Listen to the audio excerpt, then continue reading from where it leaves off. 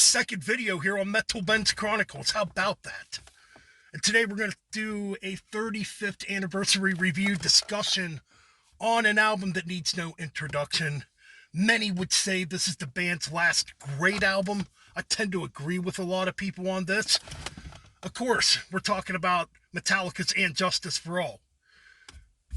Came out originally on September 7th, 1988 on Elektra Records. Produced by Flemming Rasmussen. So Metallica started recording this album back in 87. Sometime in 87, they started demoing and recording this album. I've heard most of the demos for this, And of course, that huge box set came out a couple years ago with, for And Justice for All, which I need to get. The only one I have is Ride the Lightning. I want to get those other box sets that are out. Because Metallica does a hell of a job, when it comes to making box sets and putting a bunch of extra stuff in there, really cool stuff. Anyways, so And Justice for All, man, what can be said here? Now, over the years, there's been a lot of negativity towards And Justice for All. And for me, as long as I've listened to this album, and I want to say I first heard this album, probably right around the time it came out. I pretty much heard the first four Metallica albums in a row, And Justice for All was definitely new at the time, and I always felt like And Justice for All, to me, had like a movie soundtrack type of feel to it, with how big it sounds. I mean, James Hetfield's guitar tone on that album is so huge. I remember reading articles a long time ago that James Hetfield would just track his rhythm guitar tracks over and over to the point where I believe I heard he made like over 100 rhythm tracks on And Justice for All. I don't know how true this is. I mean, the guitar tone is fat. It's very heavy. It thumps when you play it in your car, and I love it.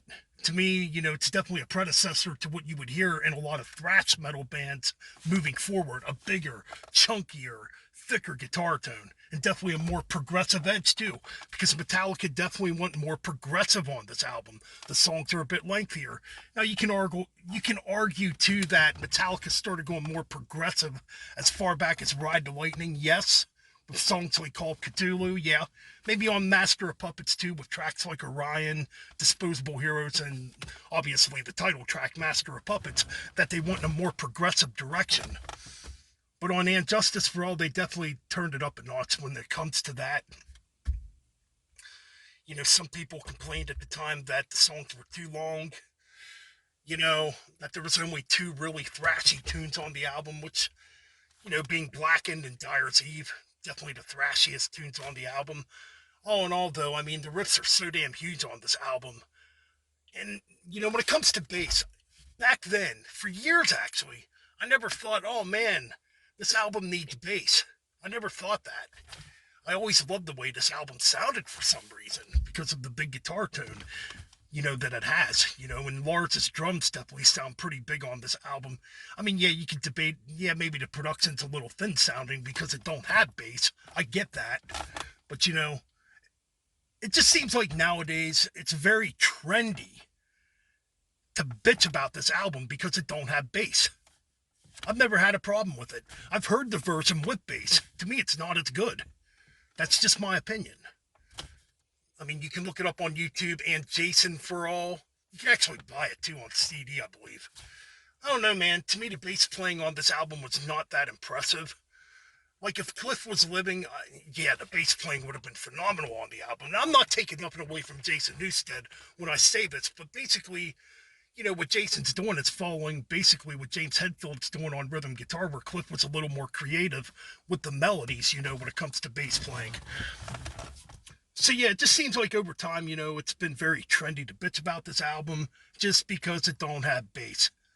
Boo fucking who? Pig Destroyer don't have bass. You don't see people complaining about Pig Destroyer, do you? Anyways, I digress, and I can think of other bands that don't have bass either, or you can't hear the bass that well.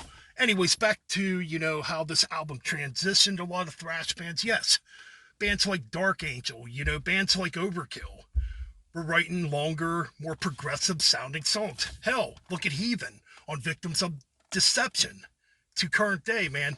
You can definitely hear that And Justice for All influence on those albums and from those bands. Even bands like Pantera, adapted that thicker guitar tone, going into Cowboys from Hell and Vulgar Display of Power. I mean, it is what it is. Yeah, so Metallica definitely pioneered that fat, heavy guitar tone. Something that would definitely morph into death metal too and just get heavier sounding. But anyways, so this album to me, 35 years later, I do play it from time to time. I don't listen to it as much as I used to. Like every once in a while, I'll be in a mood to pop on Justice. You know, it's definitely a great album. To me, it's their last great album. Let's be honest, because the Black Album and onwards, we all know where that would go. Even though I gotta say, to me, I know it's a very unpopular opinion, I thought Hardwired to Self-Destruct was a very underrated album and had some good stuff on it. No, it's not as good as the first 4 albums, but it had decent stuff on it. Spit Out the Bone, cool stuff. But yeah, man, and I gotta say too, when it comes to And Justice for All, I honestly think, vocal-wise, this is definitely James Hetfield's most aggressive. I love his vocal delivery on this album, and after this, he would never hit that again. He would definitely, he blew out his voice during the Black Album, and his vocal delivery would change, you know?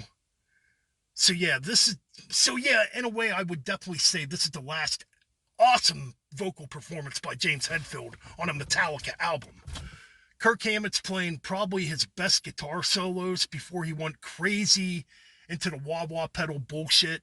There's some really good Kirk Hammett solos on this freaking record, man.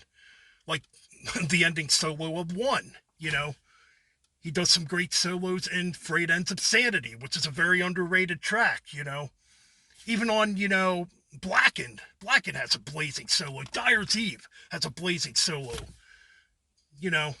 I do think there's a lot of kick-ass tracks on this record still. It's still one of my favorite, when it comes to thrash metal, it's still one of my favorite albums. I mean, come on, you can't go wrong with those first 4 Metallica albums, So even today, I would still give this album like a 9 out of 10. It's a killer album. Okay, maybe there's some repetition on this record on a couple tracks, pertainly the title track And Justice for All, and maybe Eye of the Beholder can be a little repetitious riff-wise, but there's still some pretty cool riffs there. And One, come on, man. Do we got to talk about One? It's a classic song. It's the first video they ever made for MTV, even though prior to that they said they would never make MTV videos. Well, we know where that went. So yeah, this would be at the time a goodbye to thrash metal, a goodbye to the aggressiveness for quite a while. Anyways, 9 out of 10. And Justice for All, happy 35th anniversary, man. Still one of the greatest thrash metal albums of all time, in my opinion. All right, guys, I'm out. Keep it metal. Keep on banging those freaking heads. And blast And Justice for All.